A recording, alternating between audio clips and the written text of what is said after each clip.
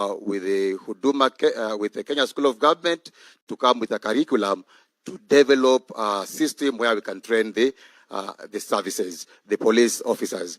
And that is the reason today we are here as partners, and we shall collaborate with the police to ensure that, Your Excellency, all services that are given by the police officer is the same that quality that is also given in the Huduma centers. With that much, I say thank you very much, Your Excellency. Thank you.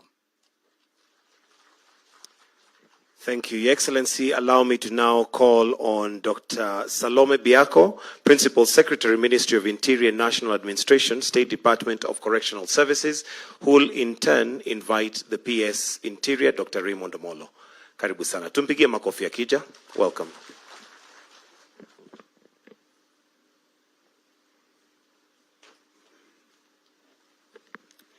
Your Excellency, Honorable Dr. William Samoei Ruto, the President of the Republic of Kenya and Commander-in-Chief of the Defense Forces, Your Excellency, Dr. Musalia Mudavadi, Prime Cabinet Secretary and Acting Cabinet Secretary, Ministry of Interior and National Administration, my colleague, Principal Secretaries, Dr. Raymond Omolo, and Principal Secretary for Immigration and Citizen, Professor Bitok. May I ride on the previously established protocols. Invited ladies and gentlemen, good afternoon.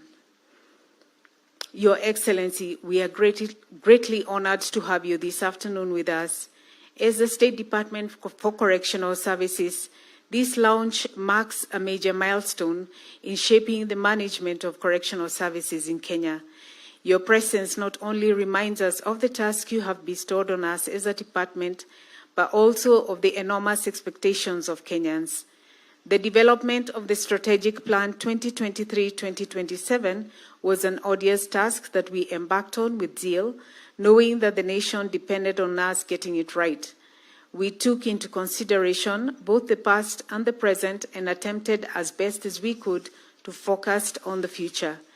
Your Excellency, this strategic plan articulates more than ever before how our mandate of promoting a just and secure society through efficient and effective management of offenders and administration of justice can be implemented for greater impact and common good.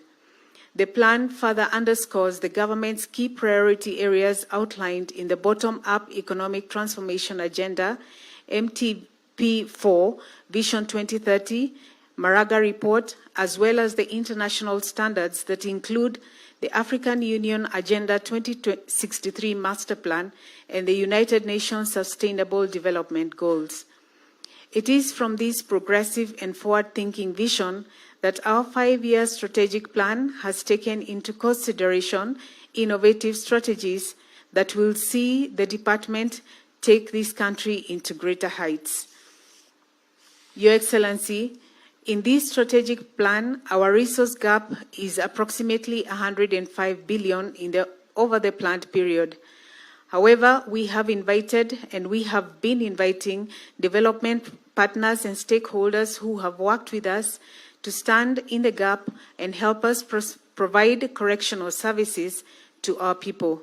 We cannot understate how much the development partners and local non-state actors have helped us now and in the past. It is our hope that we will further strengthen these partnerships and harness the goodwill that they have all given us for the betterment of correctional services. Your Excellency, allow me to share the gratitude of the staff of the State Department for Correctional Services for working day and night to have this strategic plan developed. It is now my humble duty to invite my colleague, Principal Secretary for Interior, Raymond Omolo, to make his remarks. Asanteni sana, may God bless us all and bless our beloved country and continue to bless the work of our hands. Thank you very much. Thank you, PS Salome. Your Excellency, the President of the Republic of Kenya and Commander-in-Chief of the Defense Forces, the Honorable William Ruto, Your Excellency, the Prime Cabinet Secretary and Acting Cabinet Secretary for Interior and National Administration, my PS colleagues, PS Julius Bitok, the PS for Immigration and Citizen Services, PS Salome Biako, the PS for Correctional Services, the Chair of the Committee on Security and Administration, the Honorable Tongoyo, the Inspector General of Police, your two DIGs, the DCI, our development partners, colleagues, ladies and gentlemen, good afternoon. Good afternoon once again. Your Excellency, let me just quickly begin by appreciating the support that you have given to all of us and the fact that you've been able to match your commitments by action. A few weeks ago, we were here when you launched the strategic framework that would guide the implementation of the reforms that were delivered by the Maraga Task Force. Your Excellency, one of the first assignments you took when you came into office was to set up the Maraga Task Force that looked into a number of issues that bedevil the services. And today, 2 out of the 3 services are represented here. That is the National Police Service and the Kenya Prison Service. And as part of that journey, the strategic plans that are being launched today, to a large extent, speak to that strategic framework. Number 2 is that out of that strategic framework, we will be working on coming up with a national policing policy. And it's at an advanced stage, and early next year, after public participation, we will be taking it to Parliament. And this is an important policy as it looks holistically into several actors or agencies that are involved in policing. In total, there are a number of 32 agencies that are involved in policing.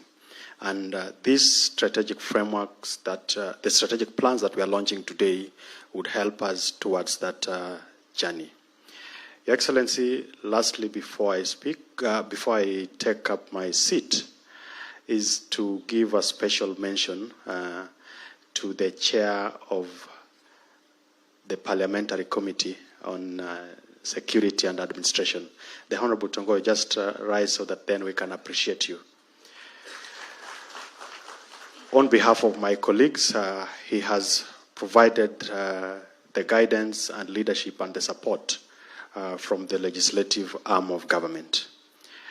Lastly, let me also ask PS Bitok to just rise so that we also acknowledge you. Now, PS Bitok has been responsible for the digitization of government services, and the bulk of them are services that are offered within the ministry. Lastly, with humility, allow me to invite the Prime Cabinet Secretary, who will make his remarks and invite you to speak to us. Thank you.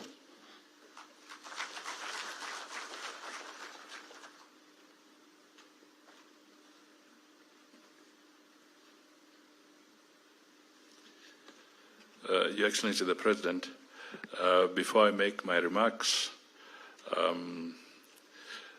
taking cue from your advice, I think it would be a grave mistake not to acknowledge the chair of the relevant departmental committee, and therefore I've been instructed to give you some 2 to 3 minutes for you to make some remarks before I speak. Thank you. Honorable Tongoyo.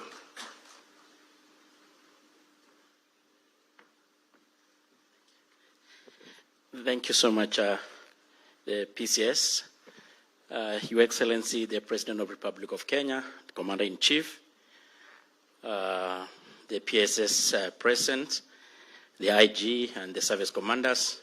Ladies and gentlemen, good afternoon. I wasn't really prepared to speak, but I want really to appreciate the opportunity, and I want to take this opportunity as well really to say a big thank you and a big congratulations to the National Police Service for launching their strategic plan.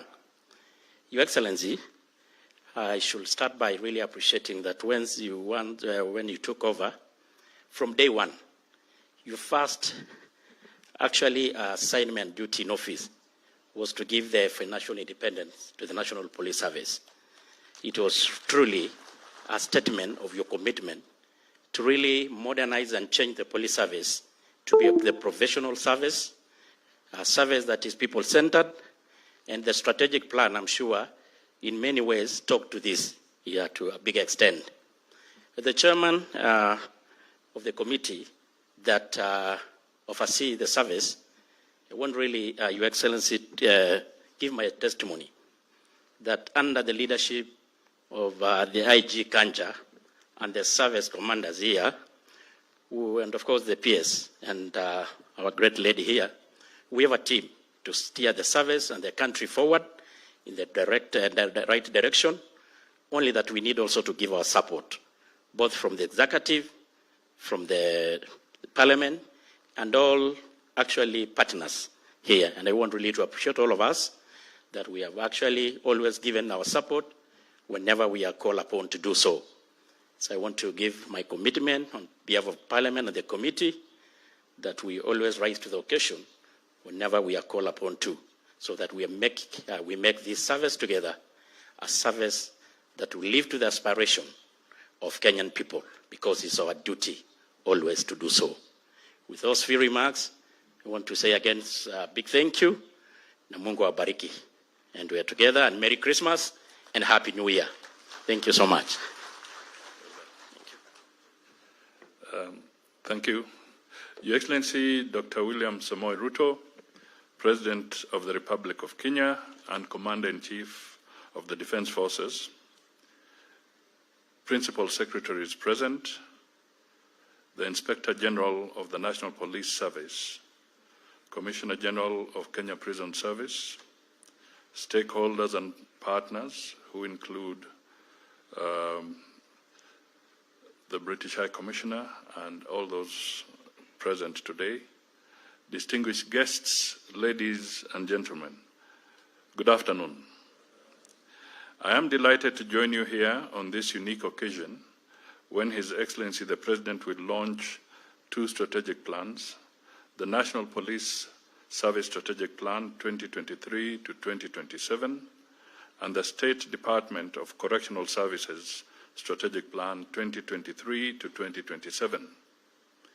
These two plans highlight the important role of the National Police Service and correctional services in national security and public safety that are critically essential for our economic and social development. The National Police Service Strategic Plan underlines the government's commitment to ensure that the National Police Service delivers on its vision of being a world-class police service and upholds its mission of providing professional, innovative, and people-centered services to promote a safe and secure society. On its part, the State Department for Correctional Services Strategic Plan focuses on enhancing security through containment, supervision, rehabilitation, and reintegration of offenders into the society. It also highlights critical strategies for improving correctional services in the country. The two strategic plans are anchored on the Constitution of Kenya 2010 and the fourth medium-term plan. They support the bottom-up economic transformation agenda and Kenya Vision 2030. The strategic plans are particularly important tools for enhancing development effectiveness and must be aligned with our national priorities. They are expected to promote a conducive environment for the people to enhance their livelihood, opportunities, and for business to prosper. While each of the strategic plans is uniquely tailored to the mandate of the respective service, both are geared towards the government's agenda for a more inclusive society. They enhance opportunities for dialogue with people and foster community partnerships based on respect for the rule of law, democracy, and human rights. Constructive engagement with citizens is necessary to resolve emerging conflicts in the delivery of police and correctional services. We must seek to promote trust and understanding that will ensure the security of our citizens, improve the business climate, and stimulate Kenya's socio-economic transformation.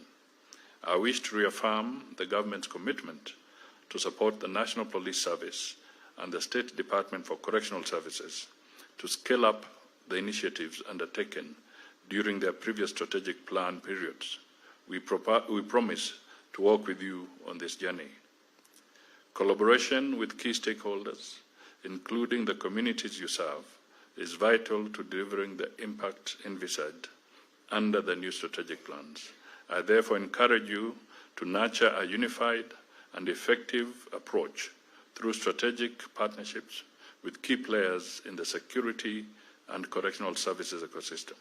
Let me conclude by urging all of us gathered here, and indeed all Kenyans, to support and work with the National Police Service and the State Department for Correctional Services to promote unity, peace, and stability for the ultimate prosperity. I joined the police and the service and the correctional services in remembrance of the fallen heroes from our security forces. And it was definitely a very moving moment. And Your Excellency, I just want to recap this because when the citation was being made of the circumstances under which each of the fallen officers had passed, there were particularly two touching comments. All are very touching, but let me just flag two. There's the aspect that was terrorist-based. Now, there was another one where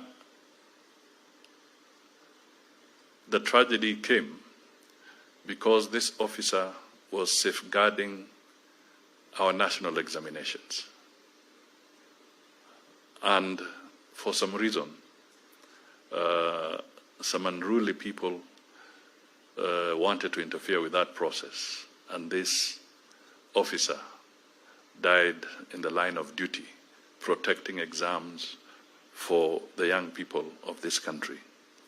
The second one was a valiant officer who also died because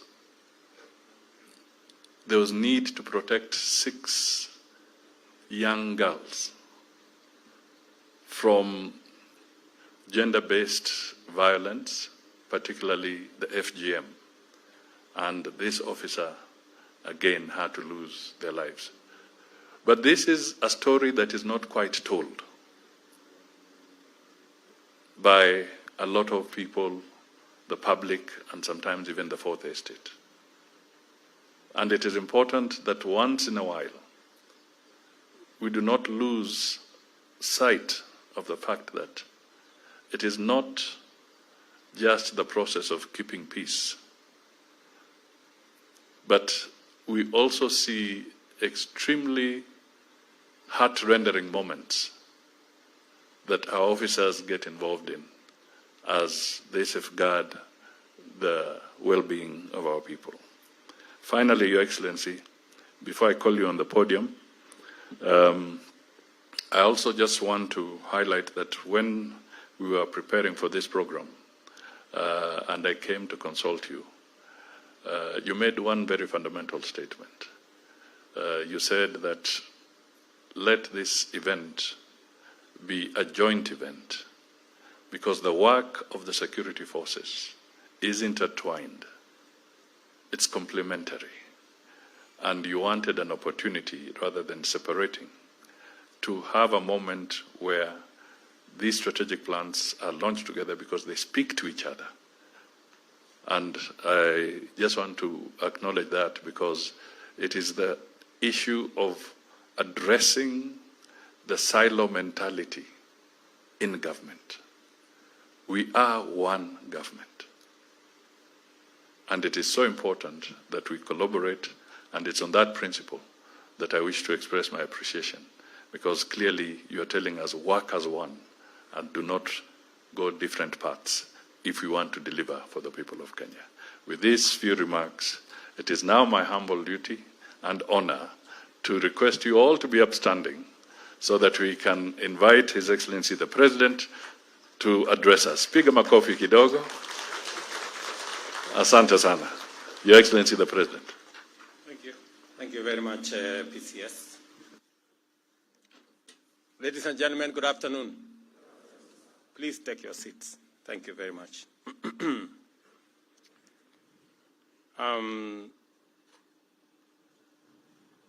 Excellencies, distinguished ladies and gentlemen, I am delighted to be with you as we launch the National Police Service Strategic Plan 2023-2027 and the State of Correctional Services Strategic Plan for the same period. This is because we have before us two blueprints which not only reaffirm our steadfast commitment to the safety and security of citizens and their property, but also establishes a robust framework for developing a modern, efficient, responsive police service and prison service. Anchored in these strategic plans is a bold and clear step forward, creating a secure environment for where each and every citizen can thrive. National security, public order, and the safety of every citizen are the underlying enablers of all economic activity.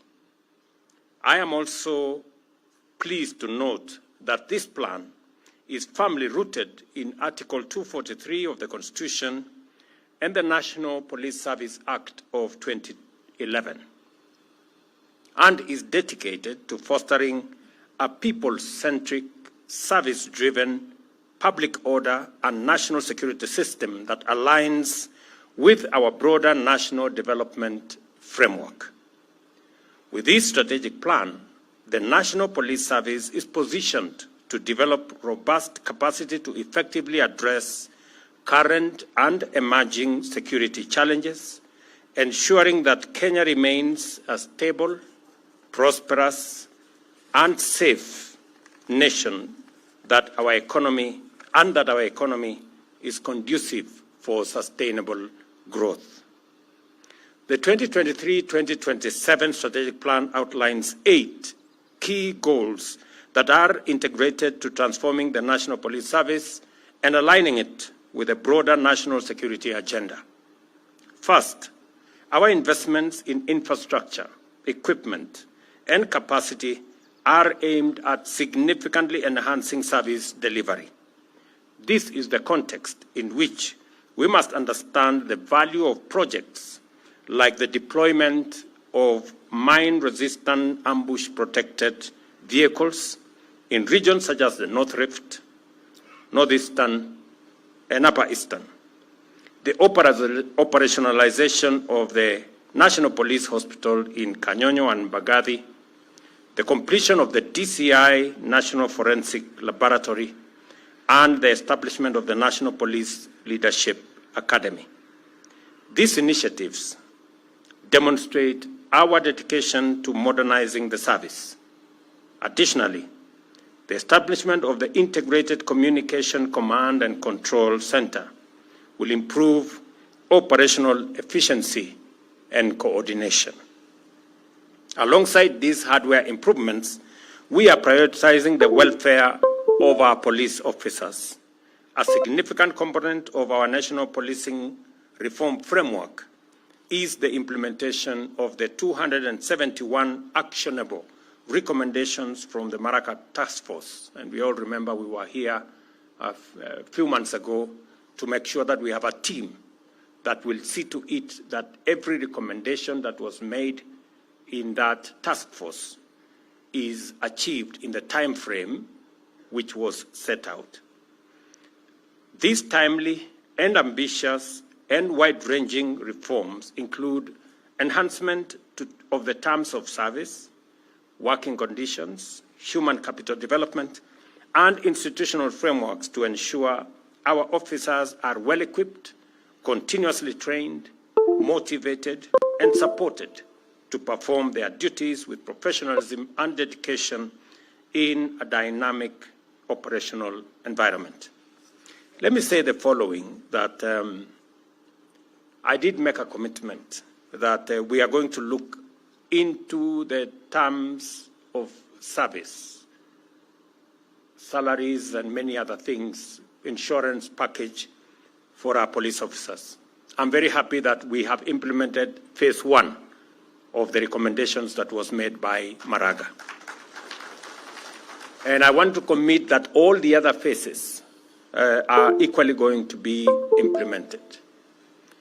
I did commit that we are going to engage in a robust modernization program of our police force, of our police service. Already, in the last 2 years, we have spent 9 billion shillings in the modernization program. I did commit that we are going to spend 20 billion. In actual fact, we are going to spend 28 billion in the modernization program of our police service. I am very happy that some of the equipment has already been supplied, some are on the way, and we are beginning to feel the impact of police modernization in the security improvements around the country. I want to commend the leadership of the police and all the policemen and women for what they are doing in matters protecting citizens, their property, and their lives. I must commend them. Congratulations. I want to commit that that process of modernization, I intend to see it to completion in the next 2 years, so that we can have the equipment necessary, the vehicles necessary, the ammunition necessary to protect our country. I'm also confident that, as I said before, we will engage the police men and women so that we can have an appropriate uniform. I know that has been agreed upon, and what is awaiting now is for us to roll out and make sure that we kit our policemen and women with uniform that gives them an inspiration to work and to go forward. So again, that is something we are going to roll out. I know that we are also short on the police vehicles. We have many police stations in different parts of the country that do not have adequate transport. Again, we have already committed ourselves to engage and procure the first 1,000 vehicles. The procurement did not go very well. We are repeating the procurement. By early next year, we will deliver the first 1,000 vehicles. We intend to deliver 3,000 vehicles for our police stations, men and women, to be able to discharge their responsibilities as is appropriate. I also know that our policemen and women live in very difficult situations. The good news is that we have completed the first 582 housing units, 1,000 are under construction, and 17,000 additional houses for the police. We are at the tail end of procurement. It is our intention to make sure that as many as possible of our policemen and women who discharge a very sensitive responsibility of protecting all of us, they work in conditions that help them to discharge that responsibility better. We are going to be working together to ensure that as part of our institutional housing, not just the police, but also our military and the prisons, including the NYS, will benefit from this whole housing agenda that we are rolling out. I am very happy that we've begun to see the first houses completed. I've said 582 are already completed. Another 1,000 are different stages of construction, and we are completing the procurement of contractors for an additional 17,000 units, so that our policemen and women living in different parts of the country and working hard to protect and secure our nation live in conditions that are that help them to discharge that responsibility. Also, the aspect of technology. We have agreed that we need a modern police service, and the aspect of technology, making sure that we digitize, including the famous OB. It must be digitized so that entries into the OB cannot be compromised by anybody, and we can have a clear follow-up on how this is going to go forward. So we will work together. I am confident with the leadership that we have at Vigilance House. I am very confident with the leadership we have at the Office of the President to make sure that we work together in this endeavor. And I commend the National Service for placing technology at the core of the strategic plan that we are launching today. In today's rapidly evolving digital landscape, many offenses and security threats are enabled by digital technology, and the ability to detect, disrupt, deter, and investigate these threats depend on our capacity to operate effectively in a high technology environment. By integrating ICT into surveillance, investigations, and crime deterrence, and utilizing technologies such as drones for border security, enhancing the Directorate of Criminal Investigations cybersecurity capabilities, and bolstering the IC3 under the Inspector General's office, we are taking decisions and actions to ensure that the NPS stay ahead of emerging threats. It is equally important to uphold the highest standards of professionalism and accountability.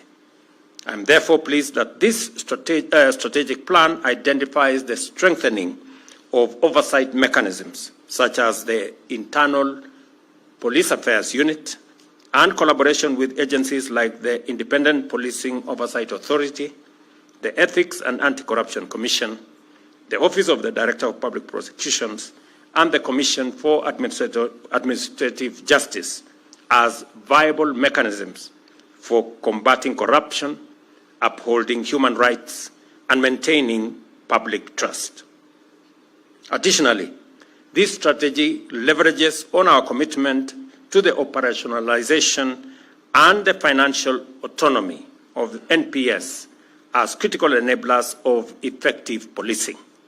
With the operational budget now directly managed by the Inspector General, the National Police Service has the financial independence necessary to utilize resources efficiently, enhance service delivery, and maintain operational flexibility to deal with emerging challenges in different parts of the country.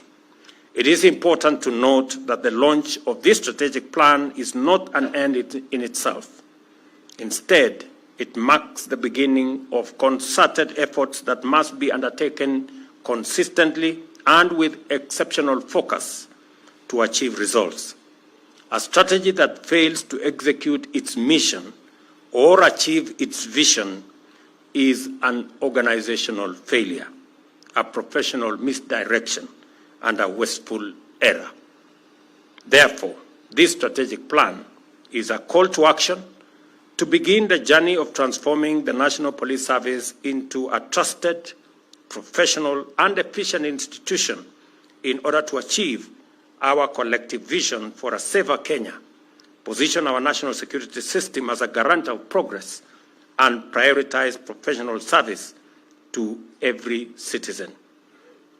The reforms proposed in the Maraga Task Force report and which have been adopted by the security services concerned also extend to the Kenya National Prison Service. Consequently, the construction of 28,000 units in the prison service will be agreed upon, and I have given very firm instructions this morning that we need to agree on the mechanism for unlocking that potential.